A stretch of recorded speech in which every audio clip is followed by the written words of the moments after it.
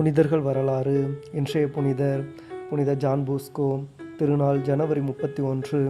சிந்தனை: குழந்தைகளை என்னிடம் வரவிடுங்கள், தடுக்க வேண்டாம், ஏனெனில் கடவுளின் அரசு அவர்களுடையதே.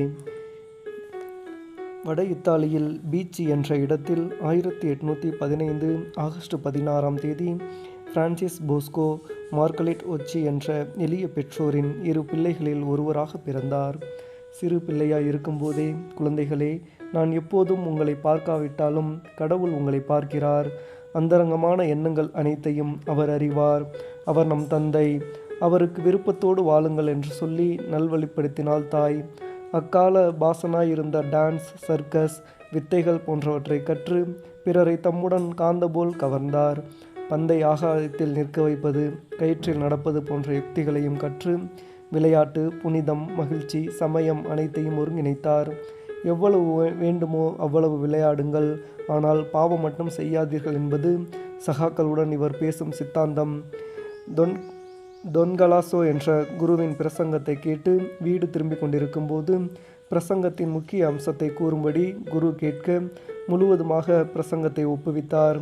மனம் நெகிழ்ந்து, எந்த வகையான வாழ்க்கை முறையை தேர்ந்தெடுக்கப் போகிறாய் என்று கேட்டார் குரு. குருவாக விரும்புகிறேன், ஆனால் வசதி இல்லை என்று கூறினான் சிறுவன் போஸ்கோ. பையனின் தாயை சந்தித்து சம்மதம் பெற்று லத்தீன் மொழி கற்றுக் கொடுத்தார். போஸ்கோவின் தந்தையின் முதல் மனைவியின் மகன் தன்னை போல் போஸ்கோவும் பள்ளி செல்லாமல் பணி செய்ய வேண்டும் என்று முட்டுக்கட்டையாக நிற்க, தாய்மாமன் படிப்பு செலவை தான் ஏற்றுக்கொள்வதாக முன்வந்தார்.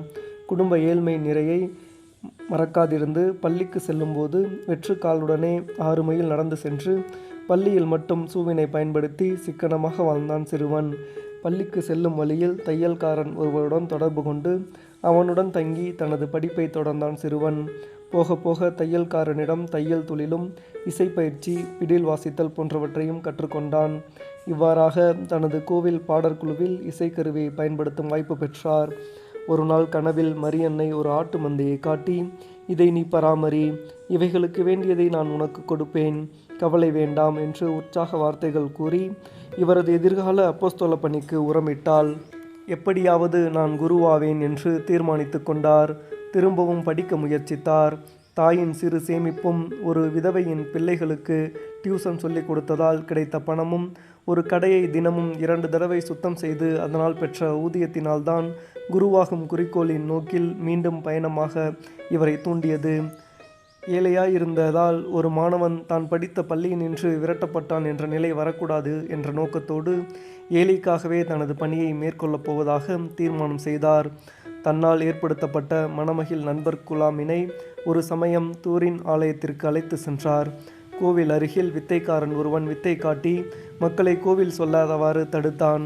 அவனுடன் போட்டியில் இறங்கி அவனை விட அதிக வித்தைகளை செய்து அவனை தோற்கடித்தார். பந்தயமாக கட்டிய ரூபாய் 100 அவன் இழந்தான். பின்பு அவனை ஹோட்டலுக்கு கூட்டி சென்று தனது செலவில் அவனுக்கு தேநீர் கொடுத்து இவ்வாறு மக்களை பூசைக்கு செல்வதனின்று தடுத்து நிறுத்தக்கூடாதென உறுதி கொடுக்க சொன்னார். நீ ஒரு கவனமற்ற குருவாய் இருப்பதை விட விவசாயியாக இருப்பதே மேல் என்ற தாயின் எச்சரிக்கை எப்போதும் மனதில் நிலைத்திருக்க, எந்த சபையில் குருவாக சேர்வது என்று பல தடவை அலசி ஆராய்ந்தார். இறுதியில் ஓர் இளங்குருவின் தூண்டுதலால் தூரின் மறைமாவட்ட குருவாக குருமடம் சேர்ந்தார். தான் பெற்ற பரிசுகளாலும் குருமட அதிபரின் உதவியாலும் படிப்பை முடித்து 1841 ஜூன் 6 குருவானார். நகைச்சுவை உணர்வாலும் கலகலப்பாக பேசும் தன்மையாலும் எப்போதும் இவரை சுற்றி ஒரு கூட்டம் இருக்கும்படி செய்தார். இளைஞர்களின், சிறுவர்களின் சுபாவத்திற்கு ஒத்த குறும்புத்தனத்தை புரிந்து கொண்டால் அவர்கள் ஆக்க சக்தியை நன்கு பயன்படுத்த முடியும் என தீர அறிந்து இவர்களை சமுதாயத்துக்கு பயனுள்ளவர்களாக ஆக்குவதில் முனைந்தார். இவர்களுக்கு ஆரற்றி ஏற்படுத்தினார். இவர்களது குறும்புத்தனம், சப்தம் செய்தல் போன்ற குறைகளினால் பல தடவை இவருக்கு ஆரட்டரி நடத்த இடமில்லாமல் போனது. இடம் கொடுத்தவர்களும் இடத்தை காலி செய்ய சொல்லி இவர் பணிக்கு முட்டுக்கட்டையாயினர். ஆக்க சக்தி நிறைந்த இவ்விளைஞர்களை கொண்ட ஆரட்டரி கட்டினார். பணம் தேவைப்பட்ட வேளை அன்னை மரியின் அனுக்கிரகத்தால் ஒரு பங்கு குரு வந்து தனது தங்க கடிகாரத்தை வழங்கி அதை விற்று கிடைக்கும் பணத்தால் ஆரற்றி கட்ட செய்தார். ஆசாரி வேலை, தோல் தொழில், செருப்பு தைத்தல், அச்சடித்தல் இவைகளில் இளைஞர்களுக்கு பயிற்சி கொடுப்பதை மையமாக கொண்டு ஆரட்டரி நடைபெற்றது. ஆரட்டரி சபத்துடன் தொடங்கி சபத்துடன் முடிவதை வாடிக்கையாக கொண்டது. இளங்குற்றவாளிகளை திருத்தும் பணியை மேற்கொள்ளுமாறு இவரை அரசு கேட்டது. ஒரு நாள் பிக்னிக் மூலம் ஓநாய் பண்புள்ளவர்களை செம்மறியாடாக மாற்றினார். ஆரட்டரி பணியுடன் தியான போதக பணியாலும் இறை அரசை பரப்ப முயற்சித்தார். திருத்தந்தை 9ஆம் பத்திநாதர் இவரை இளைஞருக்கு ஒரு சபை ஆரம்பிக்குமாறு தூண்டவே சபை ஒழுங்குகள் எழுதி சலேசிய சபையை ஆரம்பித்தார். ஏறக்குறைய 70 புத்தகங்கள் எழுதி சபையினர் வாழ்வு வளம் பெற விட்டு சென்றுள்ளார். எத்தனையோ இறைமறுப்பு கொள்கையினரை போஸ்கோ மனம் திருப்பினார். விக்டர் ஹியூகோ என்ற கடவுள் மறுப்பு கொள்கையாளரை மனம் திருப்ப போஸ்கோ எடுத்த அவகாசம் ஒரே உரையாடல்தான்.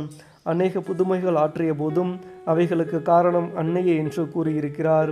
கிறிஸ்தவர்களின் சகாய மரியாள் சபையை பெண்களுக்கென்று ஏற்படுத்தினார். உறுப்பினர்கள் மரியாள் பக்தியையும் நற்கருணை உட்கொள்ளும் வழக்கங்களையும் கடைபிடிக்க கோரினார். இறப்புக்கு முன் ஓர் இரவில் ஜெபியுங்கள், எப்போதும் துணிவுடன் முன்னுக்கு வாருங்கள் என்று சொல்லி இறுதியில் 1888 ஜனவரி 31 இறந்தார். எளிமையில் பிறந்த போஸ்கோவே, இளைஞரை கவர்ந்த போஸ்கோவே, இயேசுவின் தாய்மறி துணையுடனே எடுத்ததை முடித்த போஸ்கோவே, மகிழ்வின் ஊற்றாய் வாழ்ந்தவரே, மாணவர் நிலைமை புரிந்தவரே, மறுவிலா மானிடர் செயல் அனைத்தும் முதல்வனை தொழும் வழி என்றவரே.